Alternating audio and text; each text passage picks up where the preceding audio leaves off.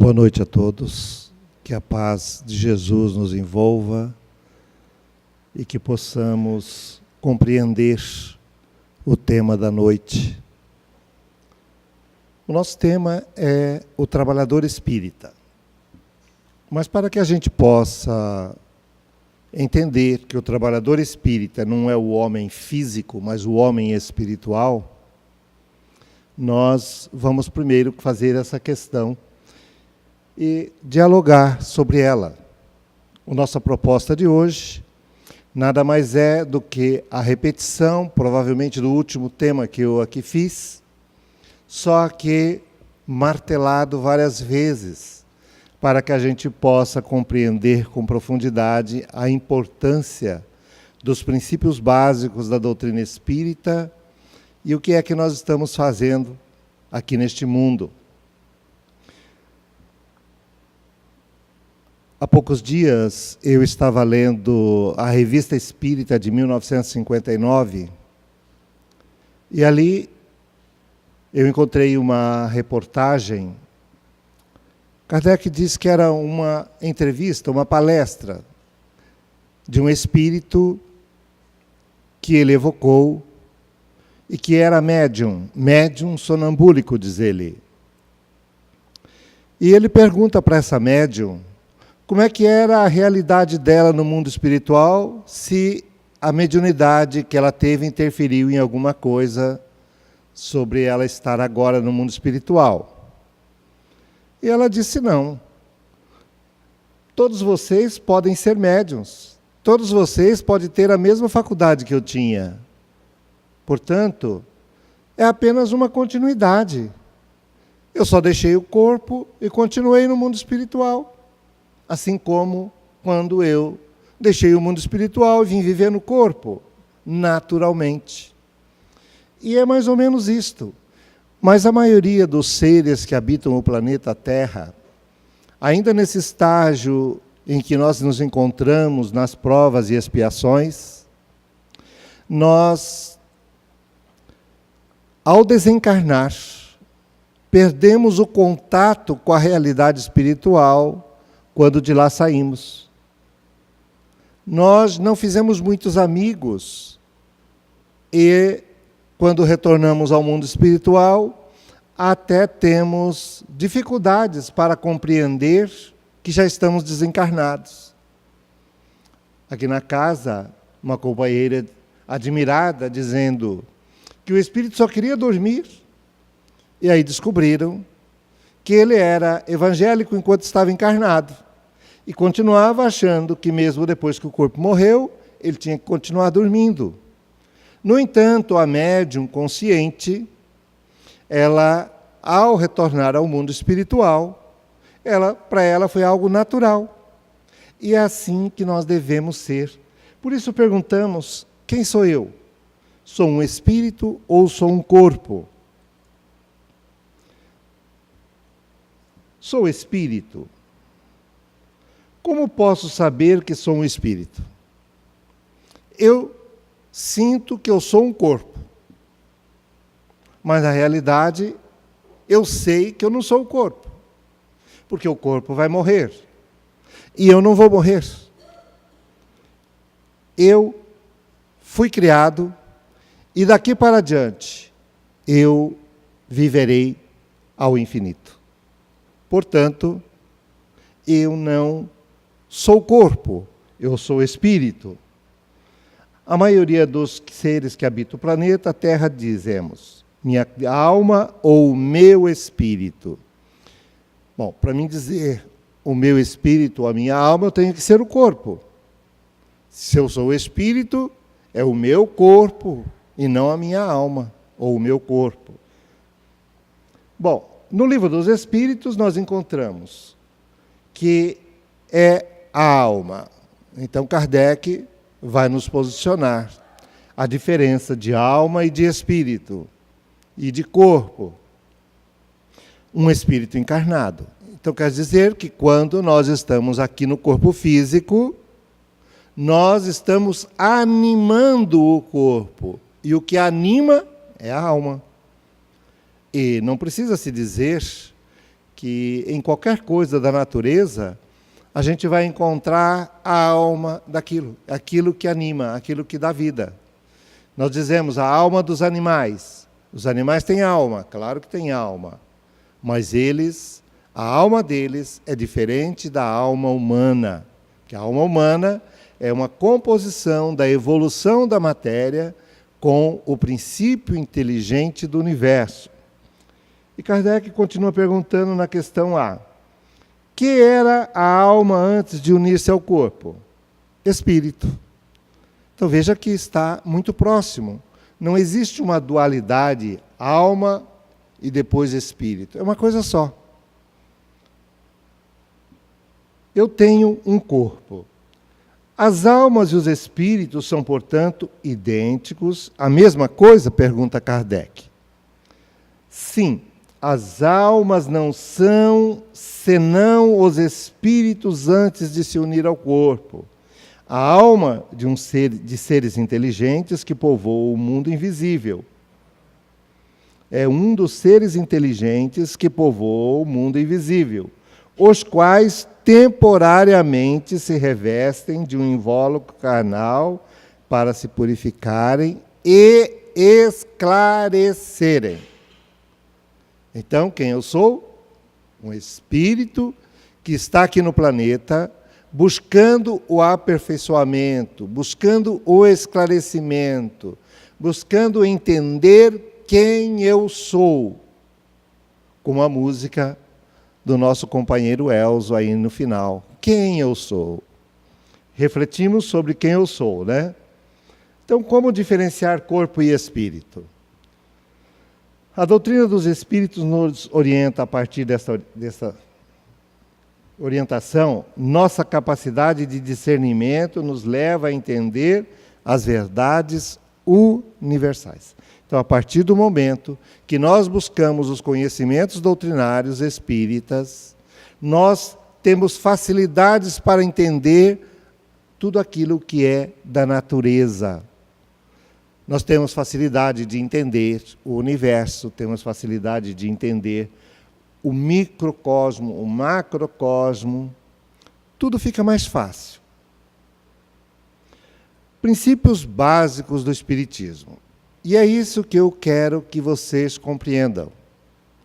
Os princípios básicos do Espiritismo.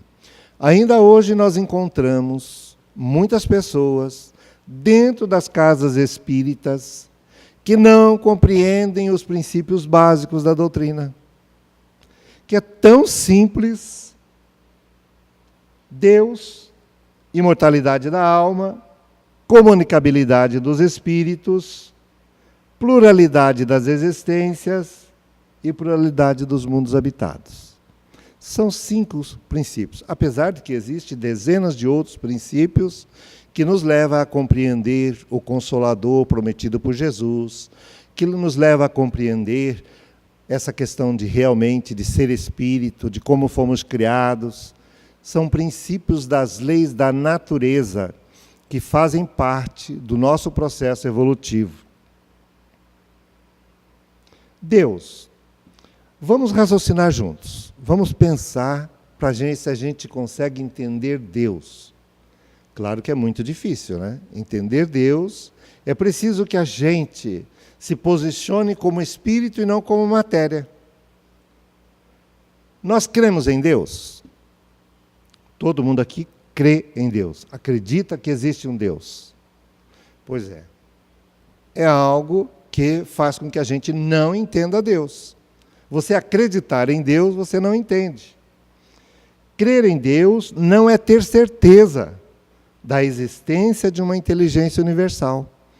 Nós só passamos a compreender Deus a partir do momento em que nos posicionamos como espíritos e passamos a ter certeza que, se nós não temos capacidade, se o homem mais inteligente do planeta não tem capacidade de criar nenhuma célula,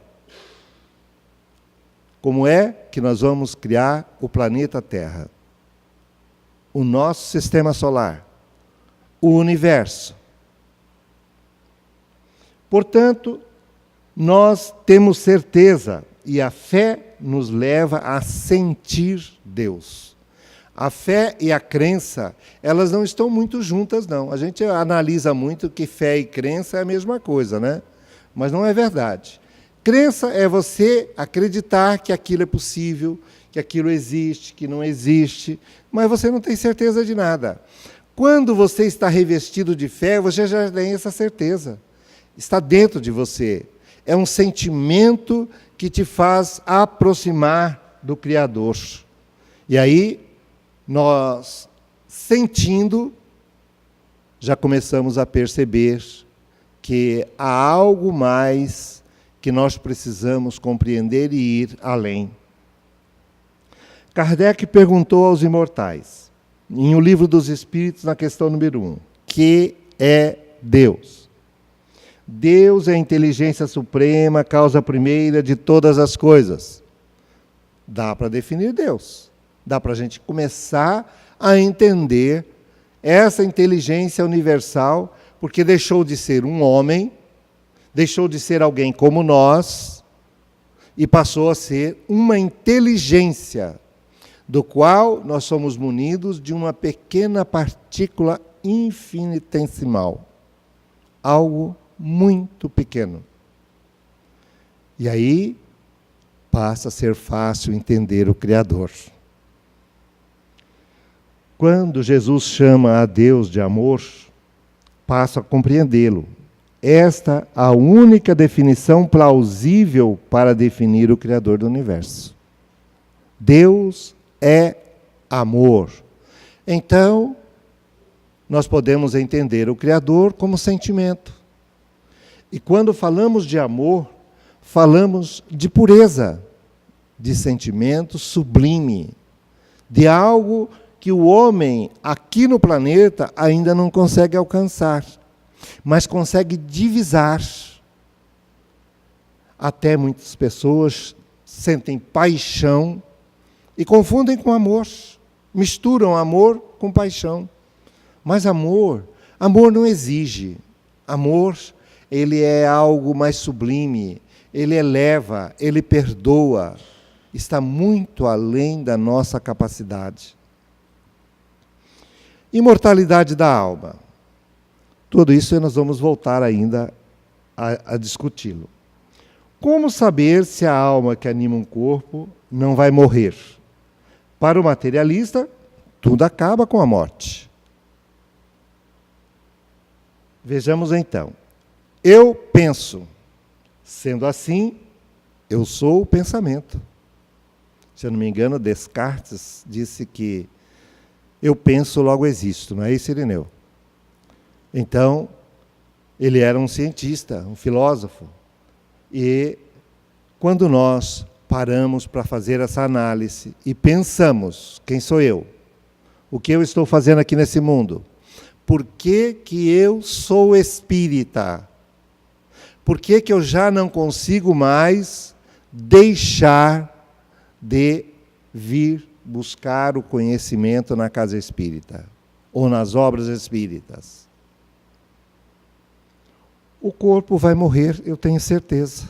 Essa é a única certeza que a gente tem, e é a partir do momento que a gente nasce, a gente já sabe que o corpo começa a morrer. Apesar da célula estarem se multiplicando, mas outras estão morrendo. Então, a partir desse momento, a gente sabe que o corpo é apenas um veículo com o qual eu posso utilizar para me movimentar nesse mundo, para fazer presença neste mundo com os olhos físicos.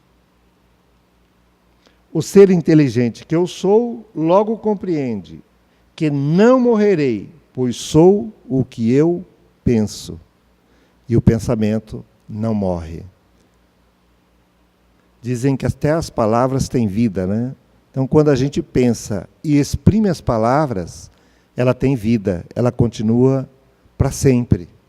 Tanto que Jesus falou há 2000 anos e a gente ainda está hoje repetindo o que ele falou.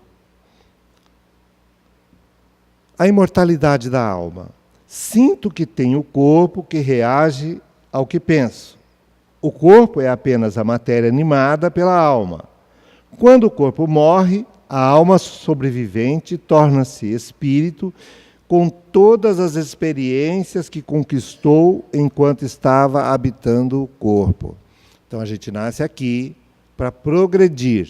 E o progresso vai nos auxiliar para que a gente, quando retornar ao mundo espiritual, ao mundo real, nós tenhamos ampliado os conhecimentos que estão agregados desde a primeira existência. Cada experiência que nós passamos é um momento novo que vai fazer com que a gente se aproxime do Criador. A centelha inteligente é o espírito que vive, desde que foi criado, para sempre. Se nós tivermos um princípio, não teremos um fim. E quando se fala de eternidade, não é que nós somos eternos. Nós fomos criados e viveremos para a eternidade, porque daqui para frente não terá fim. Já imaginaram viver com este corpo para sempre? Vir trabalhar na casa espírita com 457 anos, com 5.230 anos, imagine como estaria o nosso corpo, né? Portanto, é até bom que ele deixe de existir num determinado período, quando as forças já nos faltarem. E aí a lucidez será ainda muito maior, porque nós não somos corpos. Imortalidade da alma. Desta forma, eu não sou o corpo que vai morrer. Posso então afirmar que eu tenho um corpo enquanto estou encarnado. Vivendo no corpo, com a morte deste, sobreviverei para a eternidade. Portanto, sou um espírito imortal. Deu para entender bem o que é a imortalidade da alma?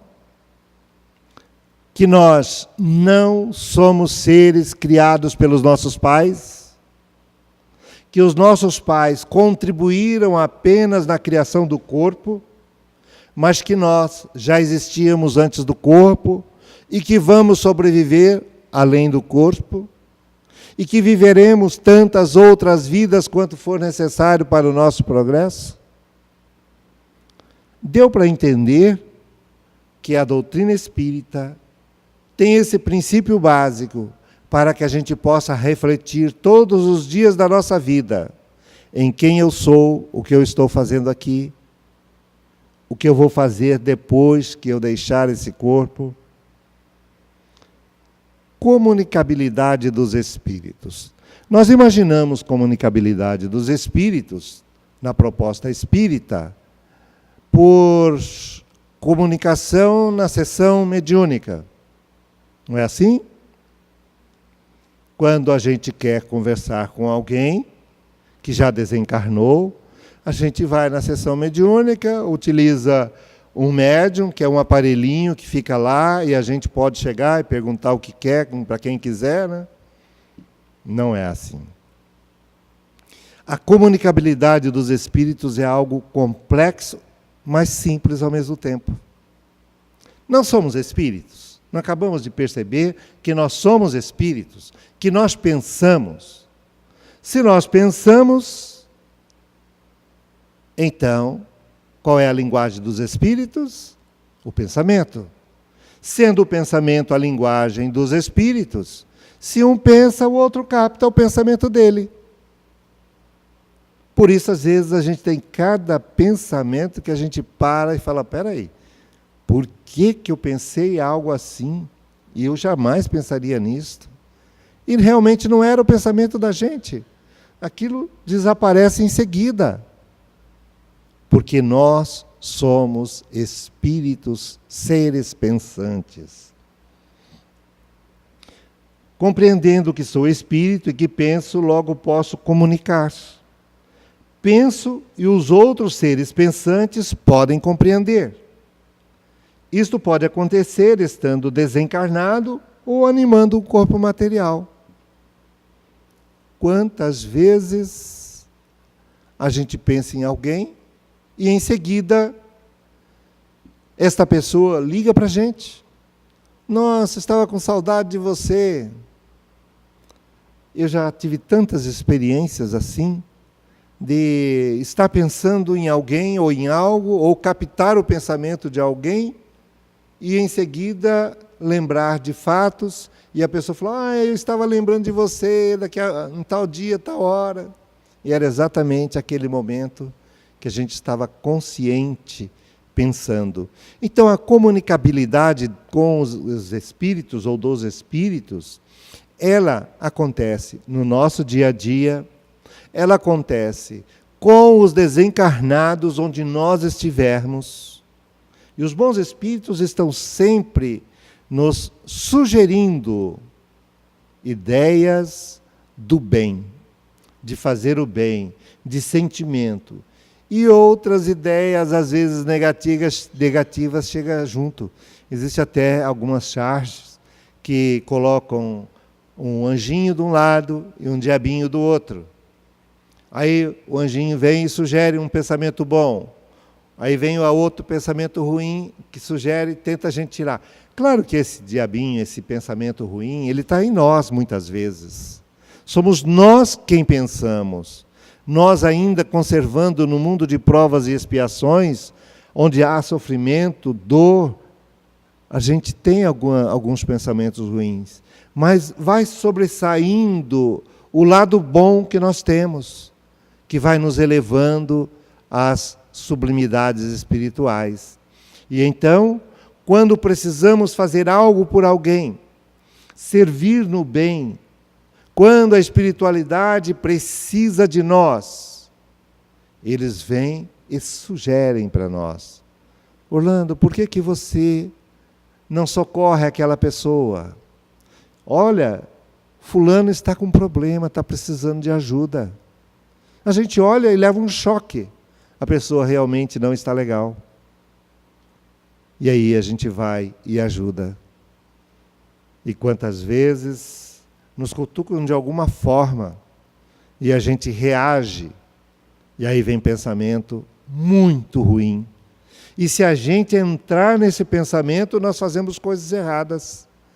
Agimos negativamente e comprometemos-nos com as leis de causa e efeito.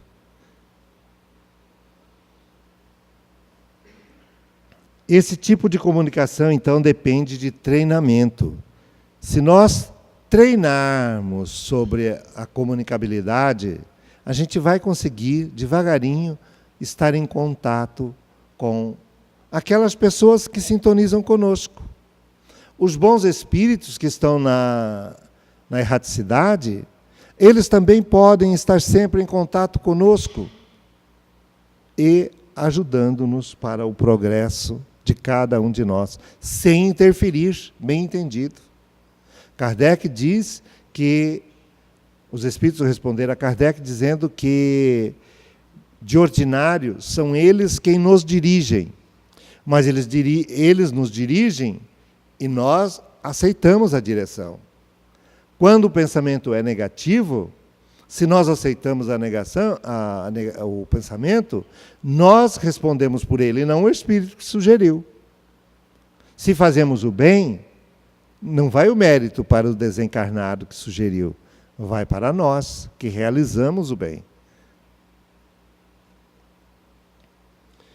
Encarnados, bloqueamos esta forma de comunicação, pois a falada é mais fácil, enquanto aqui estamos. Se nós percebermos, por exemplo, as pessoas que não conseguem ouvir, elas aprendem a falar de outra forma. E até têm facilidade para ouvir pelo pensamento, porque ela não tem a audição. Fica muito mais fácil para elas. E, no entanto, a gente acha que eles têm dificuldade. É igual o cego. Eu observo alguns cegos que vão até a minha empresa e eles têm mais agilidade do que nós. Eles só precisam de alguém para não tropeçar em algum lugar. Senão ele tem que andar com uma varinha para ver onde que ele pode passar. Mas quando se trata de você utilizar, por exemplo, o computador, usar uma máquina, o celular, eles não precisam da gente. Eles fazem tudo sozinho. Passa o cartão na máquina para pagar e digitam a senha naturalmente, sem problema nenhum. Então veja, a palavra, a audição, ela às vezes nos traz muito para o mundo material. E o pensamento nos eleva ao mundo espiritual.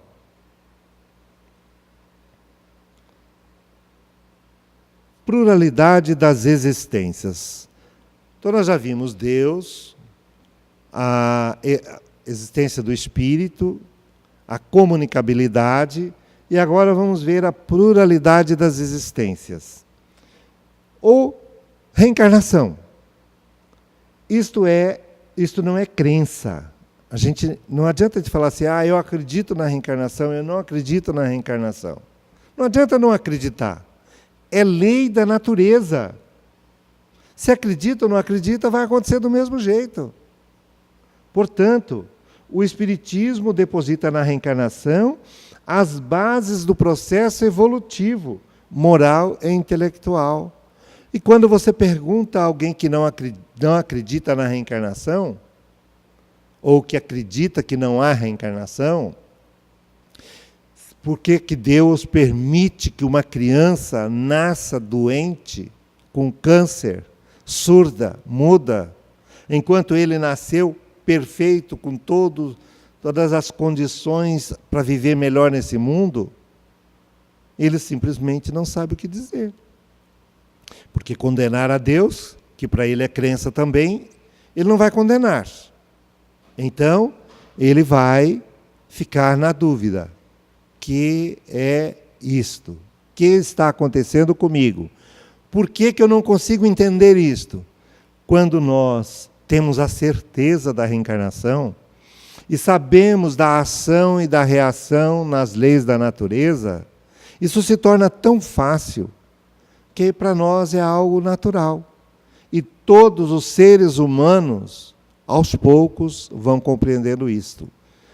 As entrevistas que eu vi até hoje, as pesquisas sobre a crença na reencarnação, mais de 60% da humanidade crê na reencarnação. Mas apenas uma pequena parcela do mundo sabe da reencarnação.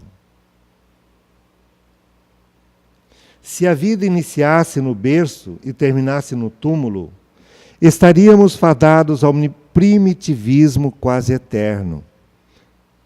Vejamos, os animais, apesar de terem alma, não possuem o princípio inteligente. Às vezes o homem tenta até colocar alguns animais, fazendo alguma coisa que foi repetitiva, para dizer que eles são inteligentes. Inteligência vem de Deus e é agregado ao ser inteligente. Então vejamos, é desta forma que há milhares de anos eles agem da mesma forma. Se eles fossem inteligentes, teriam evoluídos. O João de Barro fazia sua casa da mesma forma que faz hoje, seguindo apenas o seu instinto. Se o homem tivesse seguido apenas o instinto nesses últimos 15 milhões de anos, nós teríamos seres humanos igual ao João de Barro, fazendo sua casa, no mesmo jeito, procurando a posição do vento, para que ele não atrapalhe os seus filhotes. Já o homem vivia em cavernas e hoje constrói arranha-céus. Isso não é uma diferenciação do que é ser animal, da alma animal e da alma humana? O espírito do animal, ou a alma do animal, ela retorna ao mundo espiritual numa continuidade. E vai reanimar outros corpos continuamente para o progresso. Dizer que eles não evoluem estaria mentindo. Os animais evoluem. Mas, segundo os espíritos, disseram a Kardec, animal será sempre animal. O princípio que os anima poderá ser utilizado pelo Criador para construir o espírito humano. Mas não que um homem que vive hoje no planeta Terra, que é talvez um dos menos evoluídos da atualidade, nas cercanias do nosso sistema solar, esse ser foi um cachorrinho, um gatinho, um cavalo. Tem muitos cavalos aí agindo melhor do que alguns homens, né? Mas nem por isso o homem que está agindo pior do que o animal, ele foi o animal da outra vida. O animal continua animal. Quando o princípio dele for utilizado para criar a alma humana, não tem que ser de um cachorro para criar um homem, de um gato para criar um homem. Talvez um conjunto que vai transformar numa alma humana. A gente não sabe. Esse detalhe, os espíritos não quiseram explicar a Kardec, porque iria a outros princípios, aprofundamentos que ainda não estamos em condição de compreender. Mas em um dia nós compreenderemos. Isto é efeito da inteligência que nos leva ao progresso intelectual e moral. Uma das questões que para o animal é indiferente. Progresso intelectual. Para o animal, ele não está preocupado com o progresso intelectual. Progresso moral, então, que diferença faz? O leão, se ele tiver um treinador que treina ele, que ele faz algumas coisas que parecem ser inteligente, se o treinador descuidar, ele come o treinador. Porque é o instinto dele. A sobrevivência dele depende do alimento, que ele vai caçar de alguma forma. Já o homem pode até atacar o seu treinador, mas não vai destruí-lo, né?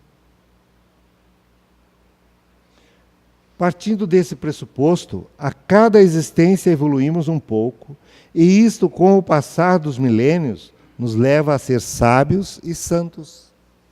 Portanto, nós fomos criados simples e ignorantes para chegarmos à perfeição, mesmo que ela seja relativa. Absoluta só o Criador, mas nós chegaremos à condição de Cristos.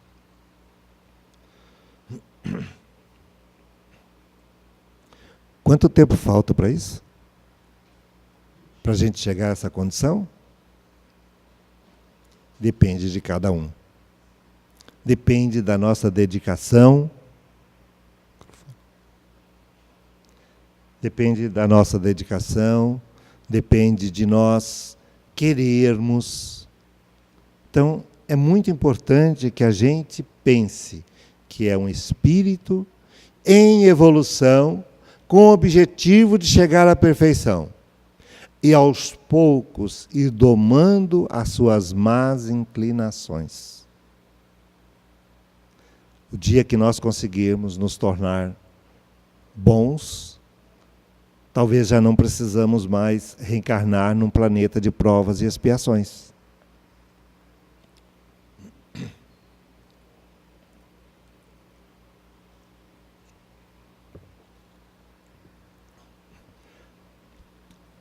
Pluralidade dos mundos habitados.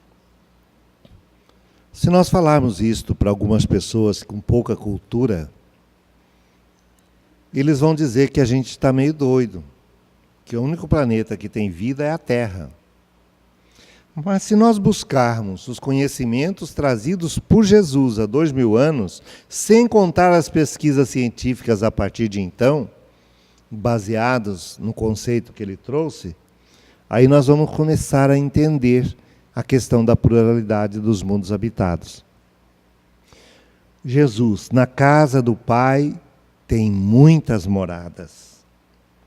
Será que podemos mensurar o universo? Dá para a gente compreender essa colocação de Jesus, procurando compreender que fora do planeta Terra existe vida, e vida mais abundante, às vezes, do que aqui? Veja como a ciência vê o universo. governado pela inteligência suprema, a causa primeira de todas as coisas. Vamos ver se nós conseguimos ver um filminho aqui de alguns minutinhos para a gente compreender.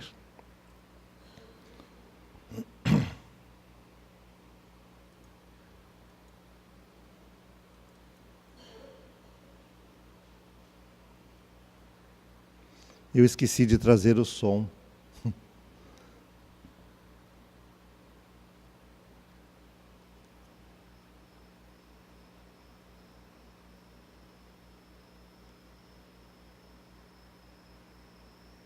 Mas o som é só música, tá? Esse é um filminho que foi feito para dar uma demonstração das diferenças de tamanho de tudo que há no universo. Aqui em cima nós temos uma marca com o eixo de cada planeta.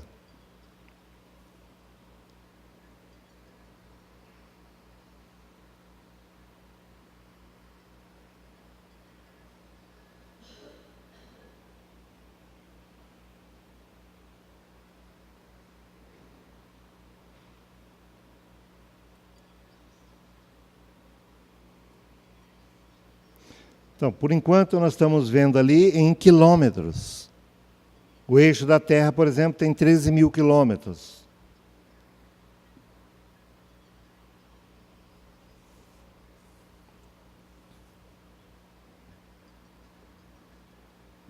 Netuno já tem 50 mil quilômetros. Urano é mais ou menos o mesmo tamanho, pouco mais. Saturno já tem 123 mil quilômetros. Uma estrela anã, 125 mil quilômetros, que é mais ou menos o tamanho de um planeta do nosso sistema. Um dos maiores planetas vistos até hoje, 900 mil quilômetros. Um Sol igual ao nosso, 1 milhão de quilômetros.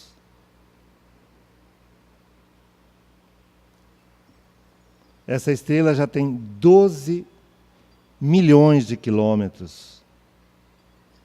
Então veja como é que vai aumentando o tamanho de cada estrela no universo. O nosso Sol é pequenininho diante dessas estrelas.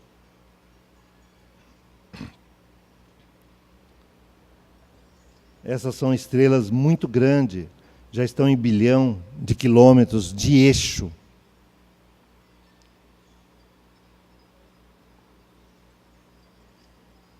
2 bilhões, uma das maiores estrelas, né? 2 bilhões e meio de quilômetros. E aqui, passando, ele vai mensurar o nosso sistema solar, a nossa galáxia. Então, aqui já passamos de quilômetro para um dia-luz. Na velocidade da luz, em tantos dias você chegaria a essa dimensão. E para mensurar a nossa galáxia, vamos ter que ir um pouquinho além de dias-luz. Ó, em 200 anos-luz, a gente praticamente não dá nem a distância de uma estrela para outra. Agora, anos-luz. Isso tudo aqui é apenas uma pontinha da nossa galáxia. Anos-luz. Existem centenas de bilhões de estrelas em nossa galáxia. E vocês vejam que isso aqui não é crença, não. Isso aqui foi ciência. Aí ele vai dar uma dimensão da nossa galáxia. A velocidade da luz, 100 séculos, para a gente poder chegar de uma ponta na outra. 150 mil anos-luz. E aí uma galáxia para outra já vai para 2 milhões e 500 mil anos-luz.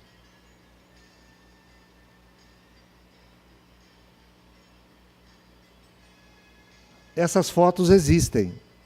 Eles colocaram aqui, mas se for procurar as pesquisas da NASA, dos grandes telescópios, eles conseguiram fazer parte dessas fotos.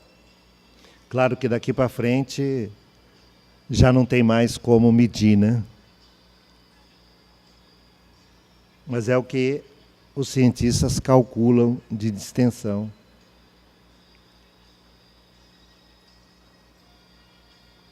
Eles são capazes até de dizer para nós o tamanho da nossa galáxia, do nosso universo, que nós sabemos que não tem como mensurar o universo, né?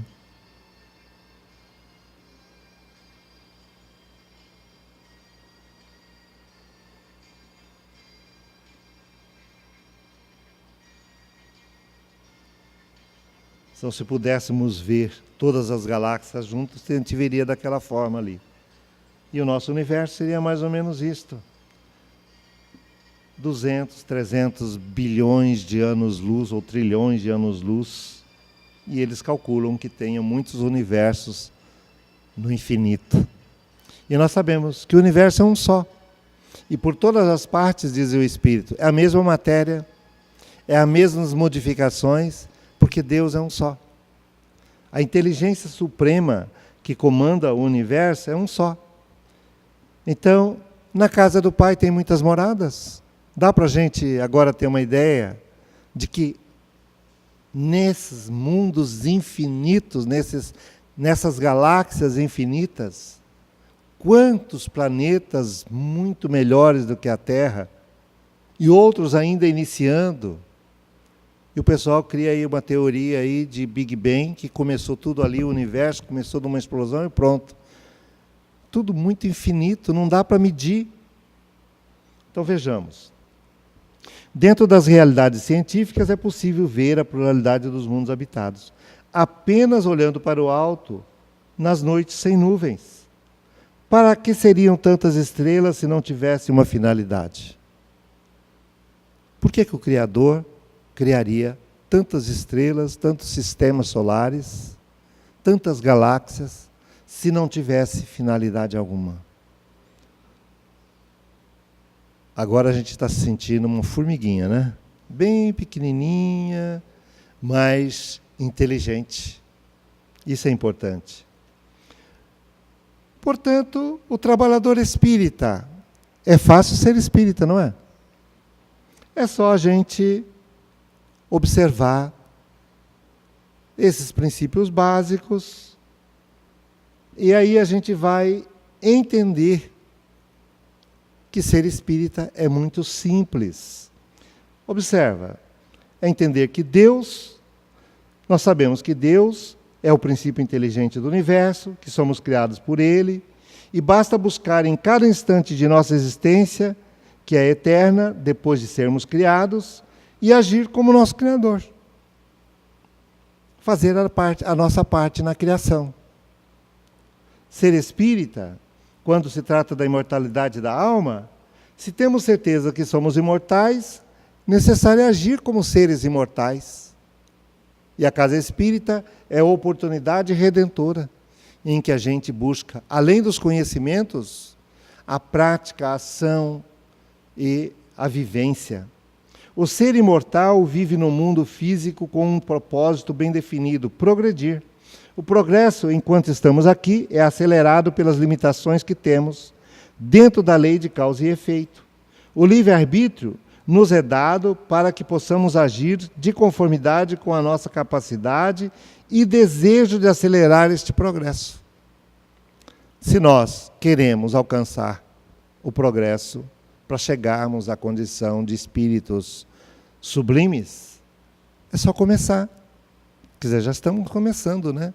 A gente está na caminhada já há alguns milhões de anos. E o infinito nos espera. Quanto à comunicabilidade dos espíritos, aprender a comunicar-se uns com os outros é muito simples. No caso de comunicar com os desencarnados, é ainda mais fácil. Basta pensar e eles já ouvem. Porque a linguagem do espírito é o pensamento. Para ouvi-los, É só treinar, ou através de um médium. Com os bons é mais fácil. Com os parecidos conosco, um pouco mais complicado. Porque se a gente pensa nos bons, eles se aproximam de nós com mais facilidade. Mas quando nós pensamos em outros seres igual a nós, eles têm a mesma dificuldade que nós. Mas se treinarmos, se buscarmos, a gente consegue esta conversa via pensamento. A pluralidade das existências. Entender a reencarnação sem acreditar, mas tendo certeza, é só ouvir Jesus, no capítulo 4 do Evangelho segundo o Espiritismo. Ninguém poderá ver o reino de Deus se não nascer de novo. 2000 anos se passaram. E o pessoal repete isso nas igrejas todos os dias e não consegue entender a reencarnação. Para que isto? É a bondade divina nos dando oportunidades valiosas para que aceleremos o nosso progresso. Senão o tempo não passa e ficamos na mesma situação, esperando novas oportunidades. Na pluralidade dos mundos habitados, nós vamos encontrar no capítulo 2 do Evangelho segundo o Espiritismo. Meu reino não é deste mundo. Qual é o mundo de Jesus? É o mundo físico? É o planeta Terra? Ele é o Cristo do planeta Terra. É aquele que comanda a vida no planeta Terra. Portanto, se nós pensamos no mundo de Jesus, nós temos que fazer aquela viagemzinha lá, né? Interessante que Chico Xavier queria conhecer, queria ter essa noção do mundo de Jesus, né? Como era o nosso sistema solar e tal. E Emmanuel falou, vou te levar. A hora que você estiver dormindo, você desdobra, nós vamos fazer um passeiozinho pelo universo. E saíram. E de repente ele viu a Terra se distanciando com a Lua, de repente ele viu que o nosso Sol também começou a ficar pequenininho, e tudo foi ficando distante. Ele falou, mano, me deu uma vontade de tomar um cafezinho, vamos voltar lá para casa? E Emmanuel pegou e trouxe ele de volta, né? Porque ir além, viajar pelo infinito, o espírito consegue pelo pensamento. Se você pensar num daqueles sóis que nós vimos ali, nós vamos lá. Basta pensar, já estamos lá. E a viagem do pensamento, do espírito, é assim. Percorre algum tempo? Sim, mas é muito mais veloz do que a velocidade da luz. Então, vimos um vídeo sobre os mundos físicos. O mundo de Jesus é de matéria como conhecemos? Claro que não, né? É o mundo espiritual. E se nós vimos ali um mundo físico, como pode ser ou como é em algumas situações, que as galáxias estão mais ou menos daquela forma mesmo, a gente percebe que aquilo ali não é o real, porque ele é físico. Nós somos pensamento. Se nós somos pensamento, nós vamos além, viajamos no universo. Portanto, existem quantos universos paralelos em dimensões diferentes. Precisamos usar toda a nossa capacidade de raciocinar para retornar ao aprisco do nosso pastor, que é Jesus. Jesus disse, nenhuma de minhas ovelhas se perderá. Sendo assim, ser espírita é muito fácil. Não é verdade? Trabalhador espírita é mais fácil ainda. Agora, eu quero ver mesmo, porque difícil é ser cristão. A gente falou muito aqui de nós, seres espirituais. Falamos de universo. Falamos muito de mundo físico. Mas quando nós paramos para estudar Jesus, para entender como é ser cristão, aí fica complicado. Vejamos. Primeiro de tudo, nós temos que aprender a amar a Deus sobre todas as coisas e ao próximo como a nós mesmos. como fazer isto? Como é que nós vamos conseguir amar ao nosso próximo? E ao nosso próximo não é só a esposa, os filhos, os pais, os amigos. É o drogado, é o doente, é o que tem problema mental, é o todo torto, aquele que tem suas deficiências de todo jeito, os que estão nos presídios, aqueles que a gente não gostaria de ter aos nossos lados. Jesus ama a todos. E o Pai Eterno não abandona nenhum de seus filhos. Jesus disse: nenhuma de minhas ovelhas se perderá. Sendo assim, amar a Deus sobre todas as coisas é o nosso objetivo. E vamos aprender a fazê-lo. Claro que a gente vai aprender primeiro a se comunicar uns com os outros pelo pensamento, né? Até a gente chegar a essa condição de amar a Deus sobre todas as coisas. Segundo, está lá no capítulo 12 do Evangelho segundo o Espiritismo. Amai os vossos inimigos. Se amar os amigos já é complexo, imagine você, para ser cristão, ter que amar os inimigos. No terceiro, no capítulo 13 do Evangelho segundo o Espiritismo. Não saiba a vossa mão esquerda o que dê a vossa mão direita. Sentimento de amor no coração. De você fazer porque isto é natural em você. E a caridade verdadeira é esta. É aquela que você faz sem pensar que está fazendo caridade.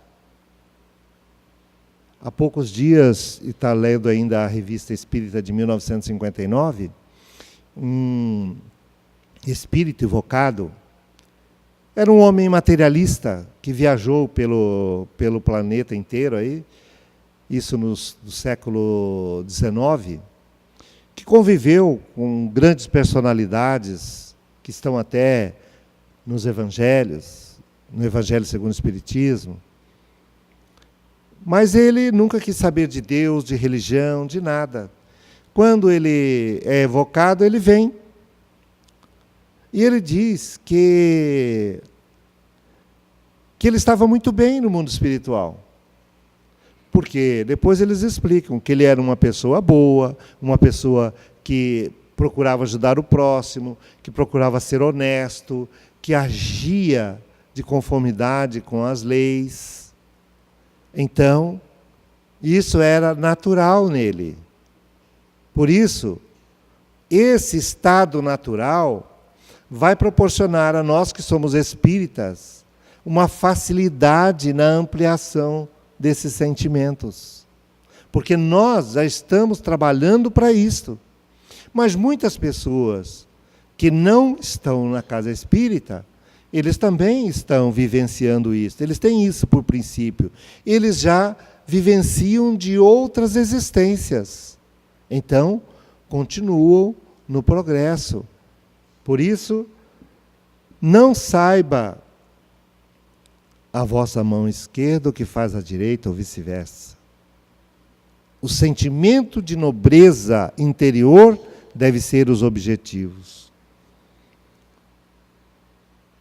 Outro muito importante, no capítulo 15 do Evangelho segundo o Espiritismo. Fora da caridade não há salvação. Isso não é princípio espírita, isso é princípio cristão. Todo cristão sabe da importância de você ser caridoso, ser humano, compreender o próximo, servir. E para concluir, o mais difícil, que está lá no capítulo 17 do Evangelho segundo o Espiritismo. Sede perfeitos. Agora que nós falamos tanto em pensar, em agir, é muito fácil, né? Basta a gente começar a pensar o que é ser perfeito e agir como um ser perfeito. Muita paz.